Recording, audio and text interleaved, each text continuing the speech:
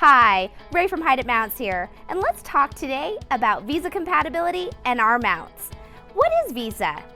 No, it's not a credit card. It actually refers to the holes on the back of the TV. We most commonly deal with 75mm, 100mm, and 200mm VESA configurations. VESA really just refers to how far apart the holes are.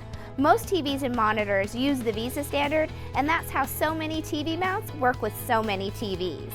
VESA also refers to the size of the hole, and most of our mounts use the M4 and M6 VESA screws.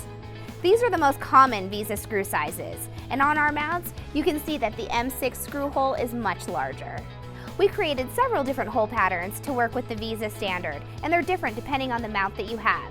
We have horizontal, vertical, diagonal, single, and full.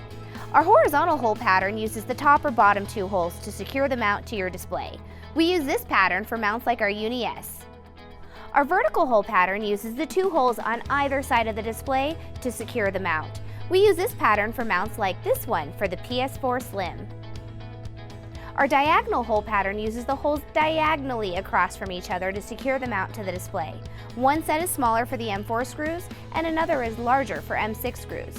We use this pattern for mounts like this one for the Xbox One X.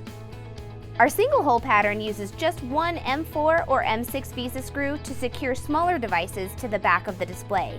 We use this pattern for mounts like this one for the Apple TV 4K.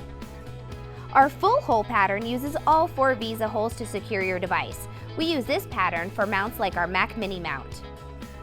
So although VESA can be a little bit confusing, it's actually pretty simple. All you need to know for your VESA configuration is the distance between the holes and the size of the holes on the back of your TV or monitor.